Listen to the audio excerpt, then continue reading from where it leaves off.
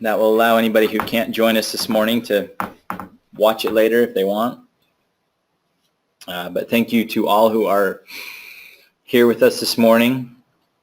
I'm using a different microphone, so just really quickly, could a couple of you tell me if you can actually hear me? We can hear you. Thank you for that. Yeah. All right, so I've got the agenda up, and I'm just quickly so you guys can see what we're doing, and then I'll kind of switch over. We got a couple of slides. Brad and Wade and Dalton and I are all in the same room today because we've got a team meeting that we're doing after this. So we're all here. If you guys have any questions or if things come up, feel free to ask them, and hopefully one of us can give you a good solid answer. But the first thing I had on here was just old business. 2 months ago we talked about adopting the BPI 1200 standard, and just wanted to ask quickly if anybody is experiencing any issues or concerns with that.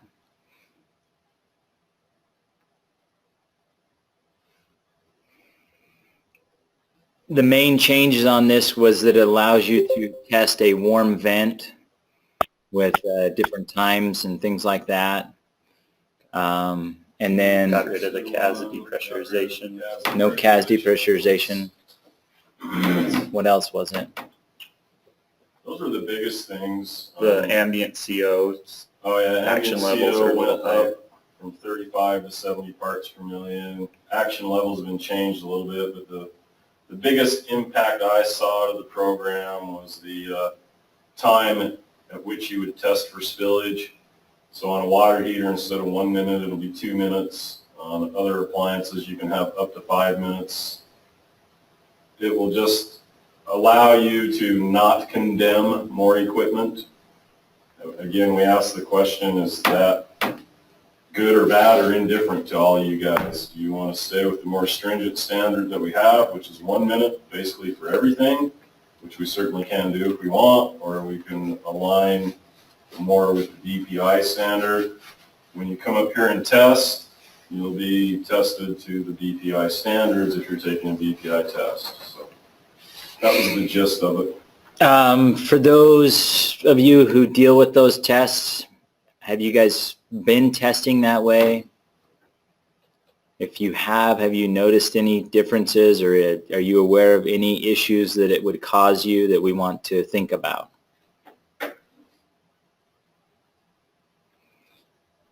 If I were to... Oh, go ahead.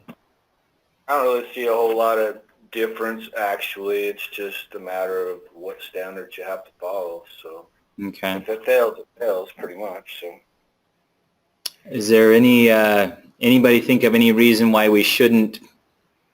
I get at this point, it would be to proceed to make changes to our current guidelines to adopt the standards. We'll go through it. I'll put that before this group as a draft before we actually make it official. But does anybody see anything we need to be concerned about in that draft, or any reason why we shouldn't be heading that direction? My only question would be, how's it going to impact the field guide? That is a good question. So right now, the field guide kind of mirrors our guidelines where, we test everything for basically 1 minute. So we'd have to make amendments to our field guide to more align with the BPI standards. So we would just basically mirror what BPI has put in the new 1200 standard, and that would be you would test a water heater for 2 minutes instead of 1 minute. You would test any other appliance with a cold vent for 5 minutes if the vent is warm. And no one has described or provided a definition for warm, so bear that in mind. But if it's a warm vent, then you would test for 2 minutes on any other appliance than a water heater. Of course, our field guide talks about CO. We've always kind of been at the 100 parts per million as measured. BPI has gone completely over to air-free measurements with the exception of ovens. Why they've left that one exception is beyond me, but that's the way it is. So we would change our field guide to reflect what's in the BPI standard, which again is just going to make it so that you're not condemning as much equipment. So for example, our current guidelines says if a water heater or furnace is producing over 100 parts per million and you can't correct it, you have the option to replace it. If we follow the BPI standards, those levels will be like 40 parts per million error-free. So we're just putting it out there to you guys. Do you see any problems? I don't know. As far as I'm concerned, it's either way. I'm good either way.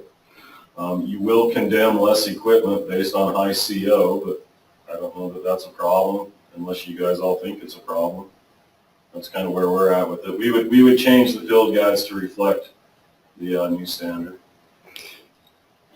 I'm glad you brought that up. I don't know if you can see the note I made myself, but I'll try to go through and make a list of how it would affect not just the guidelines, but also the field guide, and then we can step back and look at that and see if we need to wait for, a more official update to the field guide, or if it's small enough that we could implement it before then. We have to submit. That's happening this year anyways, the field guides. Initially, the president's own personal attorney denied that Mr. Trump had anything to do with the statement acknowledging the Update regardless of the Donald Trump Jr. met with the Russian lawyer in Trump Tower last year. He believed she had done it and he would quit. That was in his original I'm getting a little bit of feedback from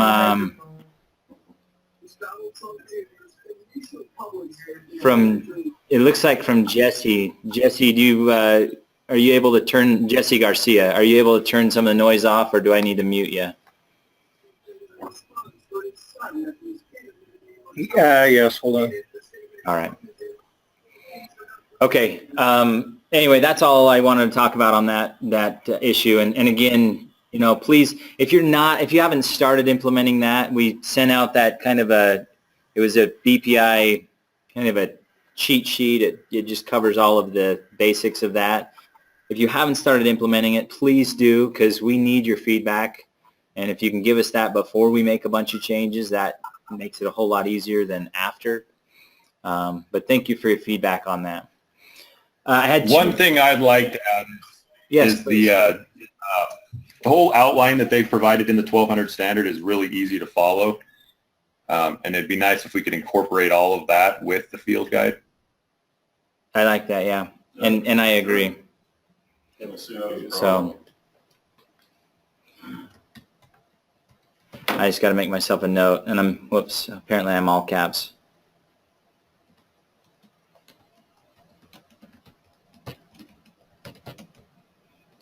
Thanks for that, Ian.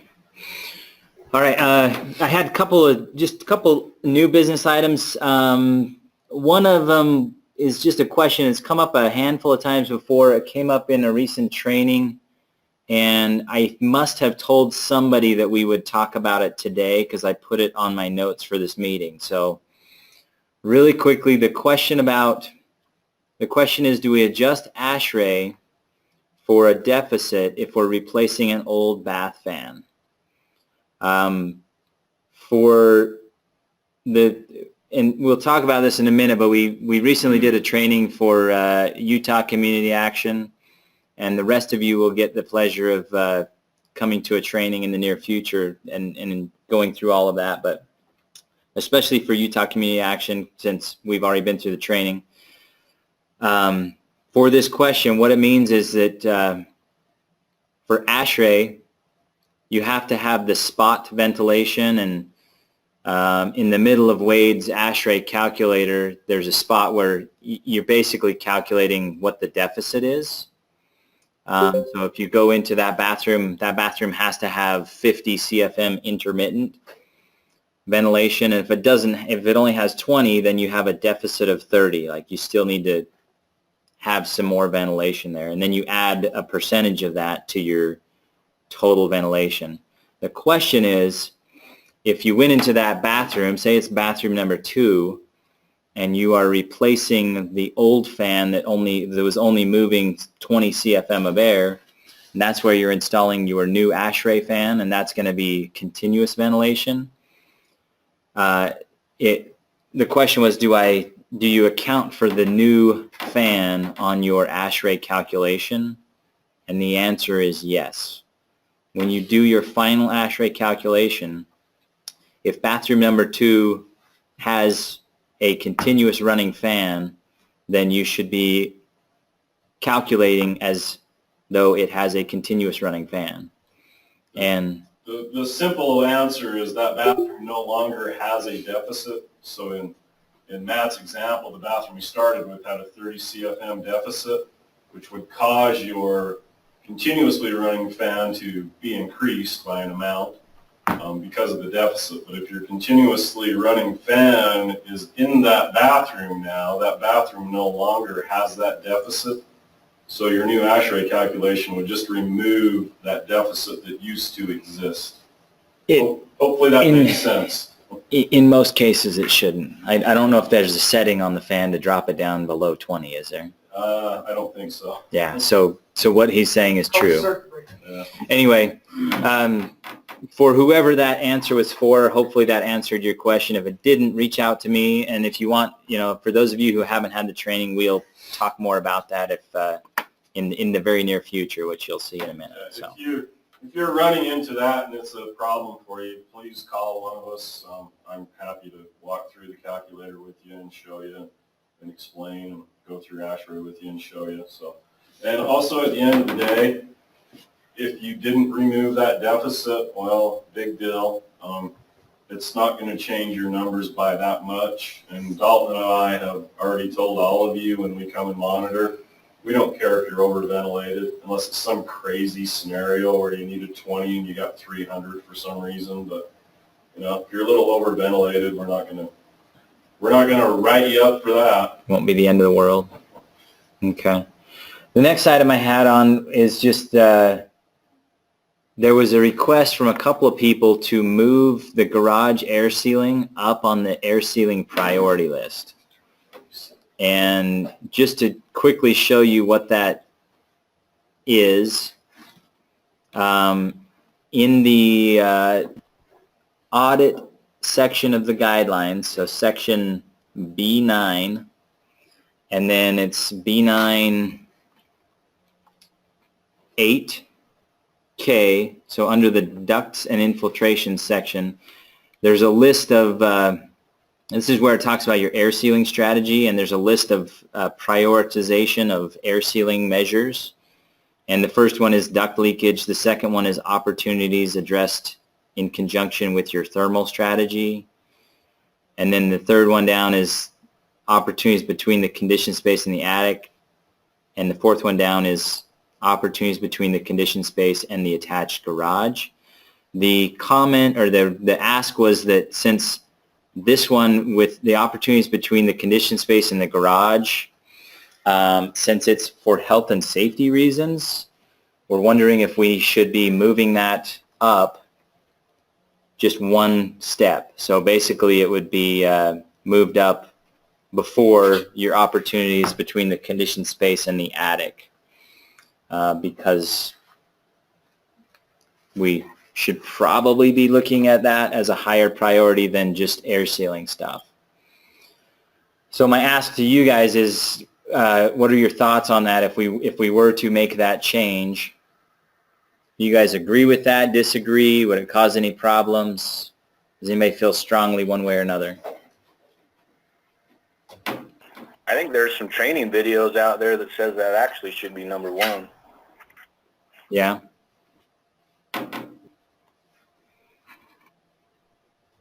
So yeah, I probably should move it up a little bit.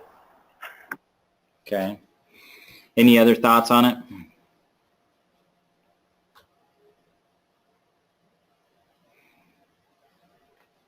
All right. I'll put it together as a draft, and it will be pretty simple change, but I'll open it up for comments. So if anybody wants to make comments on it, it'll probably be just in next month's meeting. and then, you know, for a couple of days after the meeting so you can make comments on it if you have any other concerns. So think about it this month and think about how it might affect you. So, all right, if nothing else on that one, let's go to our main purpose or main topic for today, which is we're doing a monitoring and training review, basically, or preview, sorry. This is just, we just wanted to talk to everybody about what's going to be coming down the pike this year as far as monitoring and training goes. From the monitoring side of things, this first slide just shows our monitoring schedule as far as what we currently have on our calendar. I know for the left-hand side of the screen, I sent all of those dates out recently to the coordinators. I got feedback from most of the coordinators, and as far as I'm aware, there shouldn't be any conflicts with those dates. We do still have a few trainings we have to schedule. If we were to move anything, we will contact the coordinator directly. But for the rest of you guys, if you want to look at those dates and kind of take a mental note of when I will be at your agency or when Wade or Dalton may be at your agency, those are the dates. And if you see any conflicts with the auditing, reach out to me. With the production and QCI, reach out to Dalton. As far as the audit monitoring goes, just a couple of things to think about as you guys get ready for that.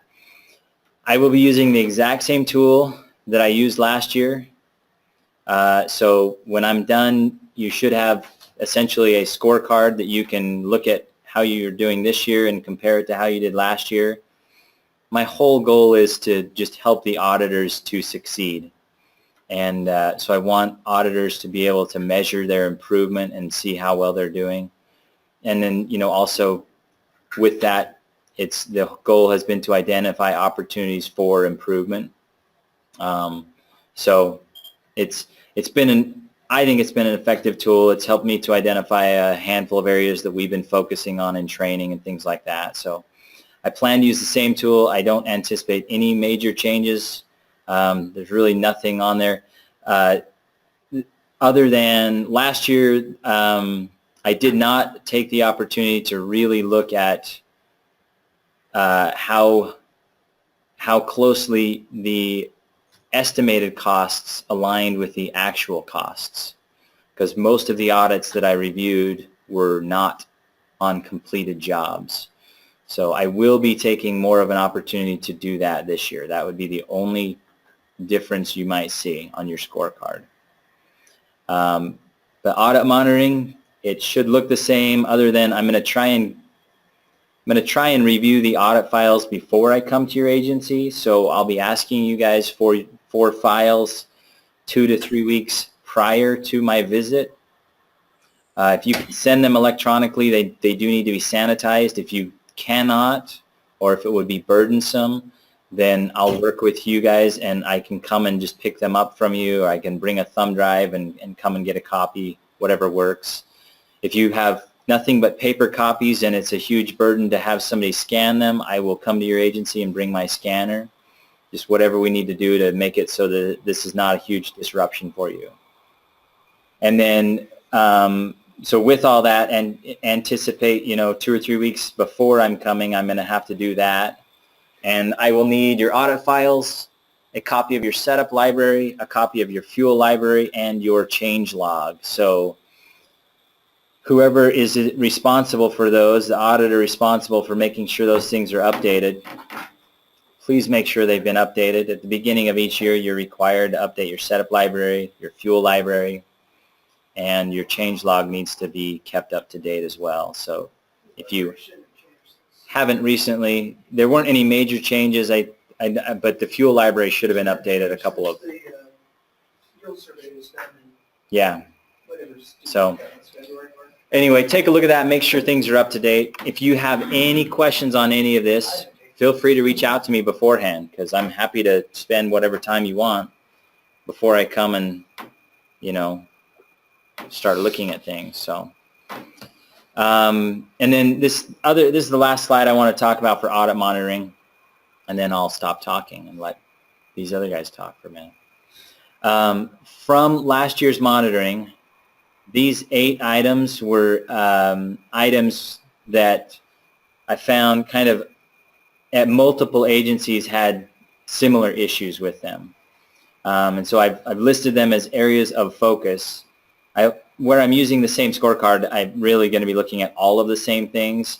These are the areas where I'm anticipating the most improvement on, because we've been focusing on training and improving these things. But just as a quick reminder, make sure you're doing these, make sure you're addressing all these on all of your audits. I'm going to go through these fairly quickly, and I don't really plan on spending time talking about them in detail here. But if I go through one of these and you are not sure what that looks like, or you feel like you need a little more training on it, send me an email, give me a call, send me a text. I'll work with you on the phone, or I'll come to your agency, whatever we need to do. But first one was just health and safety assessment. There was, I think the major thing, so there was about a 19% error rate on this one, and it wasn't all this, but the major thing that I saw there was a disconnect between the client's health and safety evaluation and the auditor's health and safety evaluation. The main thing that I'm looking for on that is if your client writes down anything on their health and safety evaluation as a concern, the auditor needs to be addressing that on their health and safety forms when they are at the house.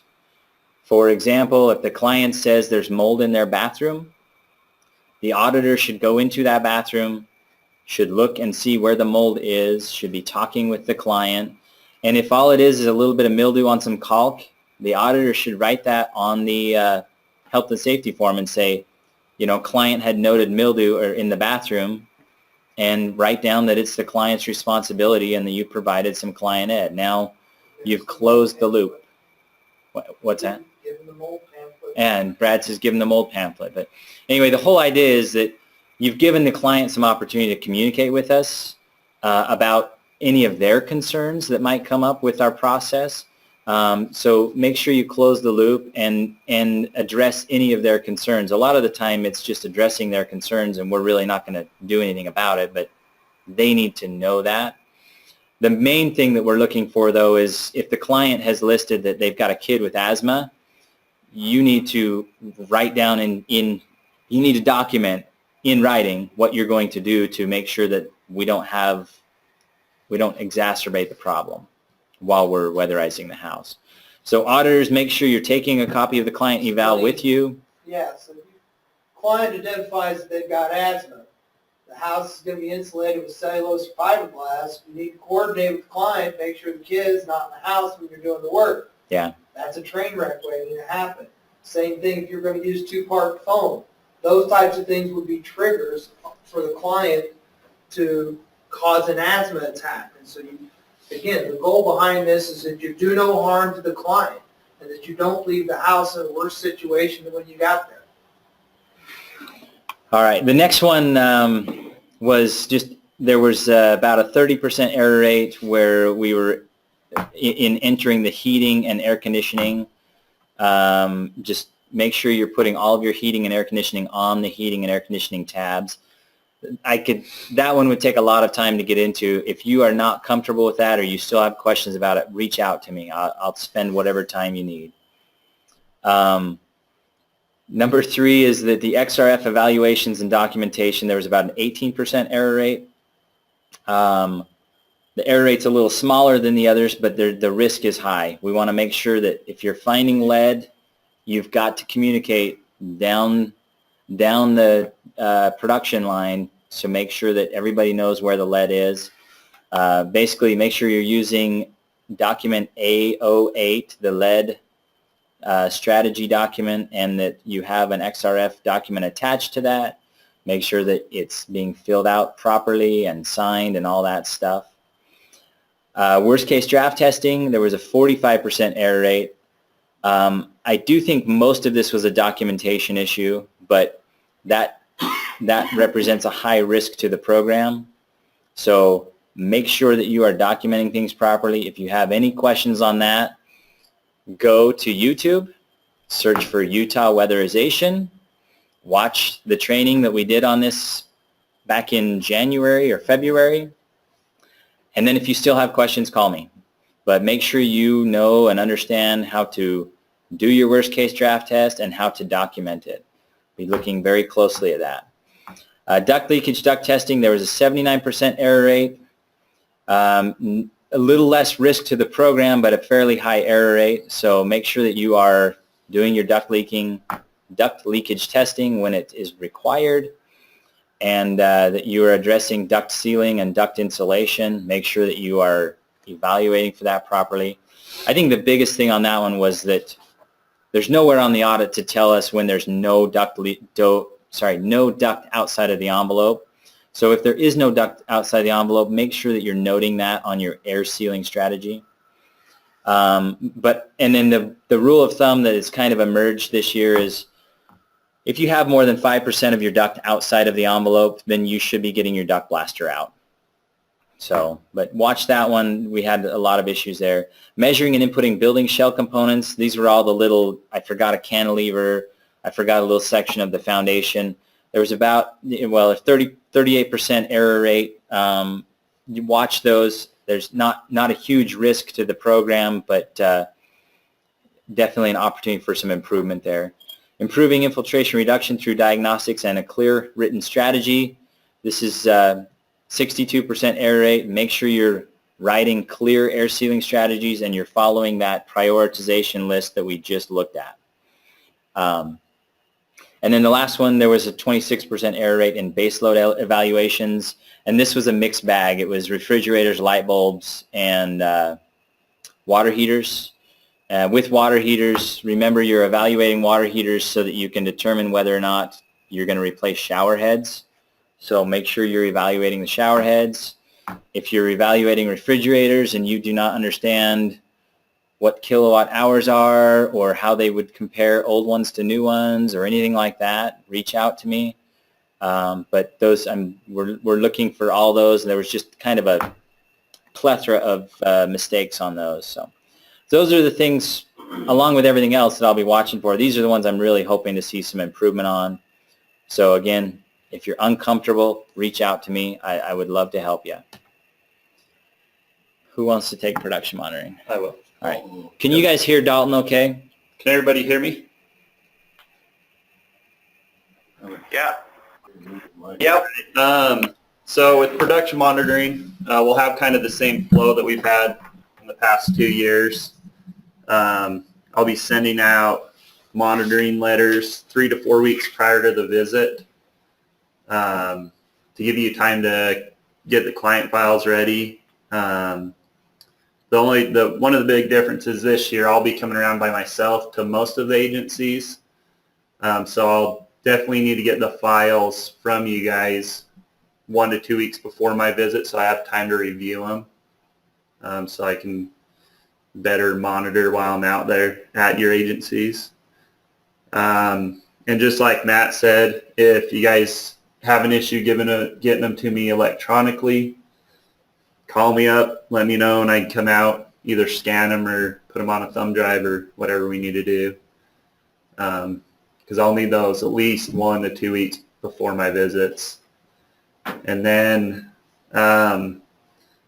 since I'll be doing the monitoring by myself, when we're scheduling the clients, we'll need like 3 to 4 hours at each job. Me and Wade had it down a little bit in a shorter time, but so because I'll still have you guys schedule the jobs, just follow the tentative schedule that I'll send out the monitoring letter, and then I'll follow up with my report within 30 days, try to get it to the coordinators and work through any corrective actions and anything like that within the 30 days. Will you go to the next slide, Matt? Yep. And so the areas of focus that I'm looking at, and same thing with Matt, I'll be looking at everything through the files, but there's 3 things that kind of came up across the board at most of the agencies last year, and it was incomplete measures. We were just finding measures that weren't, either some insulation was missed or wasn't totally done, they missed part of it, or just wasn't completed. There's missing documentation. There's some lead documentation that was missing, some ashtrays, some different things. So we'll be looking closely at that.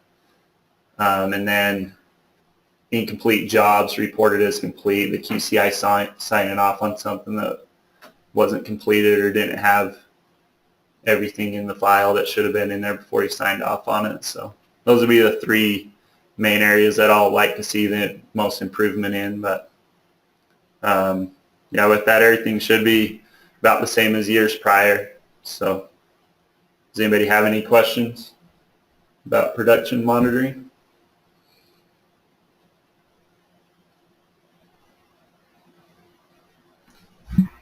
All right. Is Wade taking the training? I actually was going to ask you, are you familiar with these three slides? I figured you would be.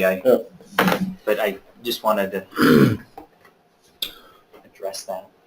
So on the training front this year, first of all, we've mentioned this before, and I just want to talk about it again. BPI is changing the QCI certification. So long story short, if you currently hold a QCI starting, I had heard 2 different years. I'd heard 2018. They've got it right here. Okay. The bottom one in green. Thank you. 2019 is when it's going to happen. That's what they put up on the screen at your training 3 months ago. Perfect. All right. And then this was the other point. Yeah. Yeah. Anyway, long story short of it all is all of you that are recertifying now, and we've already had some of you up here to recertify, you'll go through the exact same QCI field exam that you did 3 years ago, and you will be good until, like everyone that's recertifying now, and those of you that are coming up next week to recertify, you'll be good until 2020. But in 2020, when you go to recertify, you will have to take the Energy Auditor Exam. And then there'll be a little 50 question, is what I've been told by Josh and Kelly and those from DOE and NREL. A little 50 question QCI written exam that'll go on top of the auditor exam. So then you will hold what they call the auditor/QCI certification. They're not going to grandfather anyone in, which means that you are going to have to, at some point in your QCI career, take this auditor exam. So we ask that question. Well, if I'm already a QCI, can I just get grandfathered in and not have to take the auditor exam? And the answer was absolutely not. We want the QCIs to go through the auditor exam process. So that being said, like those of you who recertified last week and those that are coming up next week, and those of you who I will be getting in touch with soon to get your recertifications, in order to sit for the auditor exam, you have to get that letter from BPI that says you're approved to take it. And in order to get that letter, you have to prove to them that you've done 15 audits. So those of you that are recertifying right now, if you are not doing audits, and those are some of you that are in that boat, you've got 3 years to get 15 audits under your belt. So start working with your auditors now. Like, 1 audit every other month will get you there. Or call Matt Turner up. I am certain he would come out in the field and help QCIs do audits. Yeah. But what I don't want to see is you guys that only hold the QCI certification 6 months before your next recertification going, oh crap, how am I going to get 15 audits under my belt? So don't put it off. I know 3 years seems like a long way down the road, but 3 years ago when we all certified came real fast. So. And for some of the smaller agencies, if all of a sudden your QCI now has to cram 15 audits under their belt, that's going to be a major disruption at your agency. There'll be major disruption for your auditor, and a bunch of your final inspections will probably go unattended for a while. So, yeah, we want to make sure and get in front of this. I think as we plan out some more of the details of our training for this year and next year, we'll be looking at that as well and looking at ways we can help you get in front of it. I did think this point was interesting where it says that will not invalidate the existing credentials, which is exactly what Wade was just saying. Like, those of you who just recertified, your QCI certification does not expire until, is it 3 years from now? Yeah, 3 years from now. So for example, the person who recertified with us last week, you're good until 2020. Yeah. But in 2020, you're going to have to take the auditor exam. You guys that are coming up next week, you'll be good until 2020, but in 2020, you're going to have to take the auditor exam. Now, some of you already hold both certifications. You're golden. All you got to do is come up and take a 50 question written exam when the time comes to get your QCI. So there's a mix of both of you out there. Some hold both, some only hold the QCI. But the key point here is if you only hold the QCI and you've got to get that auditor, don't wait till the last minute to start doing your audits. Start today. Start now. Make a plan. I mean, like I said, 15 audits. If you're doing one audit every other month starting today, you'll be good when 2020 gets here. If you think, oh, well, I'll wait, I guarantee you 6 months before your recertification date, you're going to be crying the blues because you don't know how you're going to get 15 audits under your belt. And again, reach out to us for help. That's why we're here. Any questions on that before I talk about training for this program here? How do we validate that we've done the audits? Your coordinator signs a document stating that you've done them. And your name should be on 15 audits. Yeah. You should be the auditor on those audits too. Yeah. So go out with your auditor. So, and we're fine with this. Go out with the auditor, you and an auditor, or you and Matt Turner. Go out and do an audit, but your name goes on the audit as the primary auditor. That's, to me, you've gone and done an audit. And like Matt said, it's just a document that your supervisor signs, which you send to BPI that says, yes, I certify that John Doe has done 15 audits. BPI hasn't come and looked for any of those proofs yet, but you know, And whatever. The main thing is that BPI does not want a bunch of client information sent to them, so they do have to take your coordinator at his word, but they could come and audit that if they wanted to. Yeah, yeah. Don't send 15 audits to BPI with client information on it, please. Other questions? And that's as much as we know on that right now, but we're hoping to try and get in front of it a little. So thank you guys. Yeah. So we'll know a little more in October. All right. So on the training front, so recently we just did a training for Utah Community Action. I know some of you from Utah Community Action are on this call. Would you please just take a minute and provide your insight from that training to the rest of the group? I'm just looking forward. Did you find it valuable or not? Was it good or not, or, you know, whatever? I think it was a fantastic training, Wade. I think you guys did a good job of putting it on, and we had some great feedback from our staff. Awesome. Thank you very much. It was based on all the feedback that we got because, of course, we do course evaluations, and the feedback and just, you know, what we heard from everyone discussing it during breaks and stuff like that, we decided that this is a training we're going to make available to the rest of the state. It turned out really well, even as we talked amongst ourselves about it. And so we found it valuable. Everyone from Community Action, and we had 30 individuals from Utah Community Action up here across the board. Everyone found it valuable. The only poor scores we got on our evaluations were for the chairs in the classroom and the food. So nothing I can do about the chairs, but I'll work on the food, guys. So for the rest of you, we are going to split the rest of the state into 2 groups.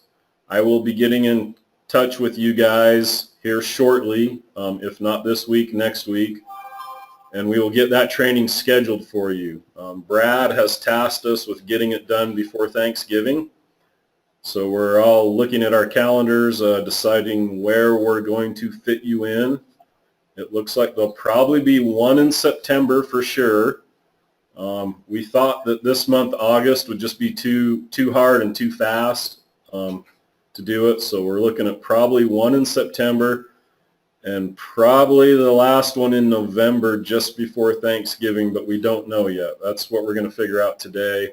And as soon as I know, I will be reaching out to all the coordinators to let you know. We'll let you know which group you're going to be in, so on and so forth.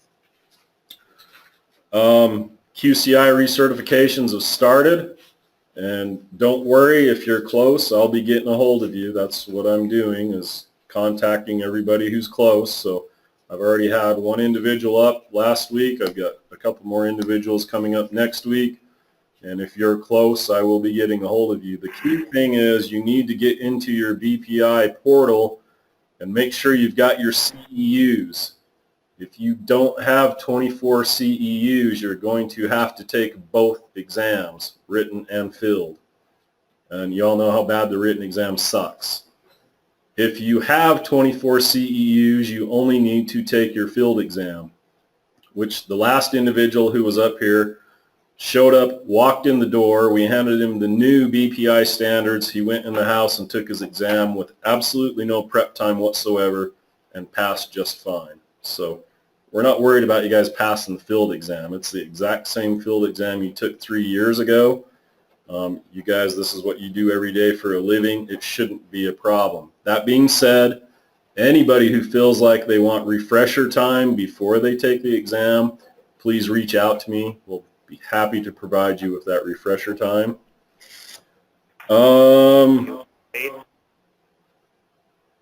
Hey, Wade? Yeah. Do we have any plans for anything for like HVAC training? I can put something together. I mean, it just depends on what you guys want. I've been asked to do an AC charging class. I'm just trying to figure out when I can get it in our schedule. Our calendars are pretty packed right now. I would like to, when we start moving into the heating season, to kind of do a combustion analysis, basic furnace troubleshooting refresher course. We'll just see what we can do. The whole idea behind me not going with Dalton on monitoring this year was to focus more on those training needs.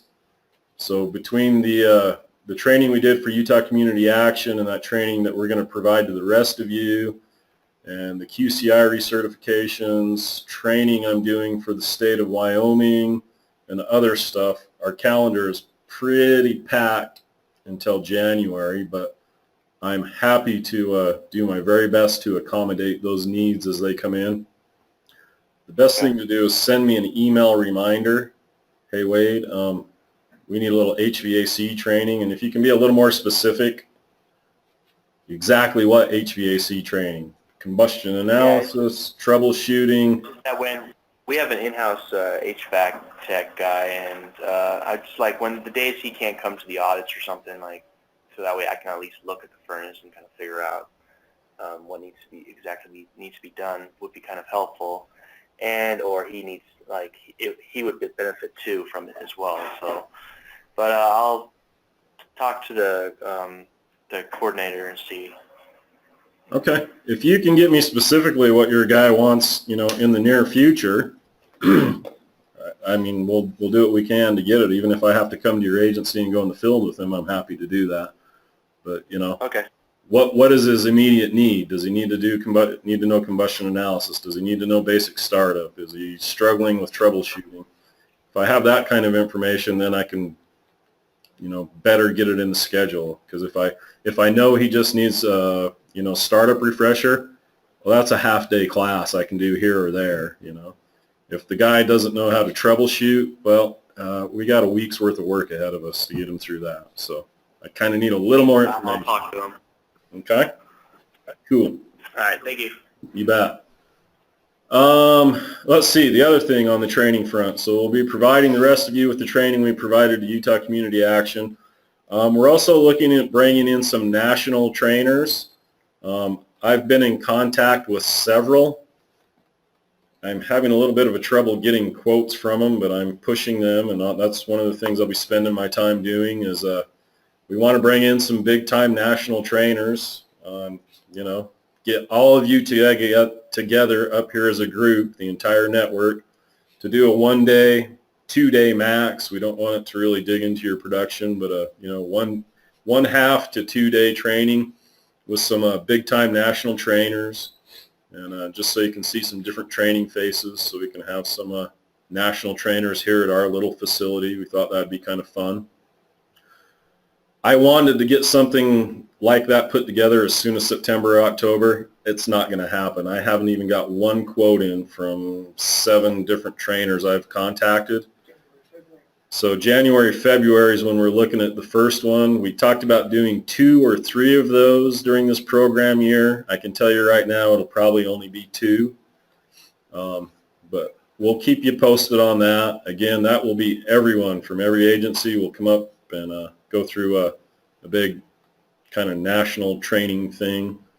We've got a few different subjects we're looking at, but we'll keep you posted as we get that put together.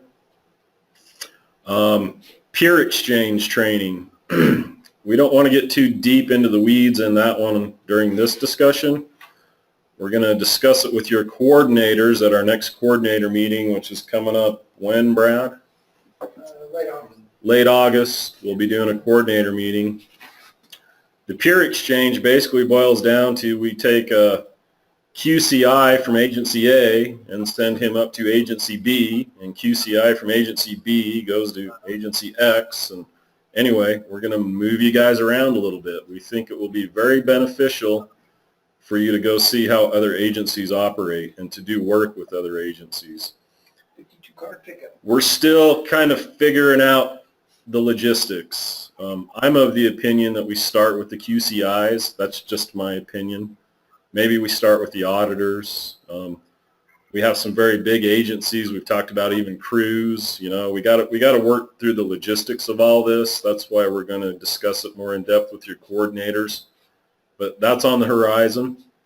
We think it'll be fun.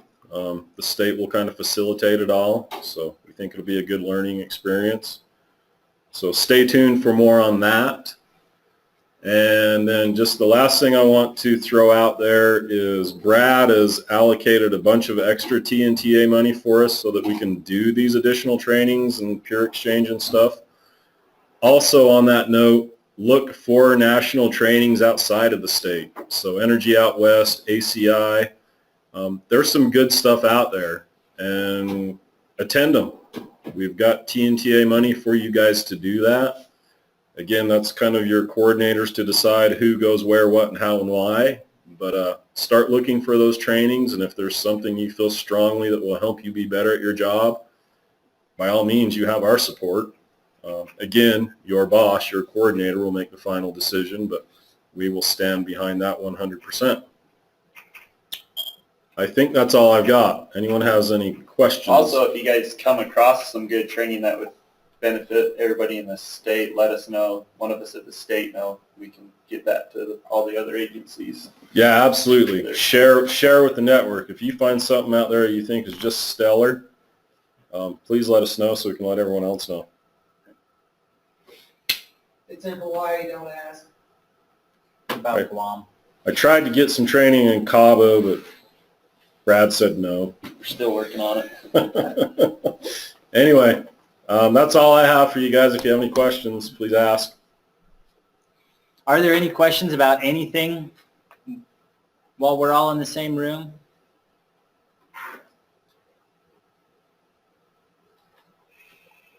Good to go. All right.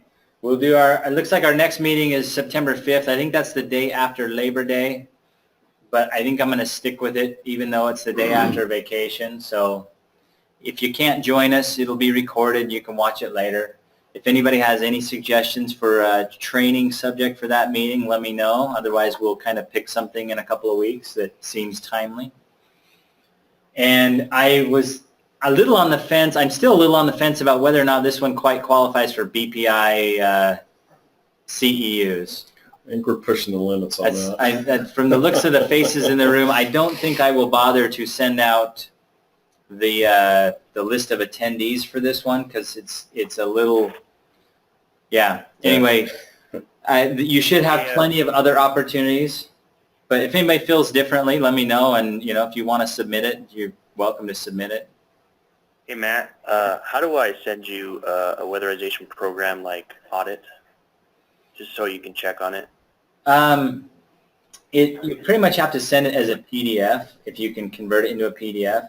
If you don't have a PDF printer, why don't you call me or shoot me an email and let me know when I can call you, and I can work with you to figure out how just so he can share it. So, but yeah, I just want to kind of go through a couple of them with you because I'm not going to have much time before the next auditor thing because my baby's coming pretty soon, so I'll be off for a couple of weeks, and then I just want to make sure that they're pretty good.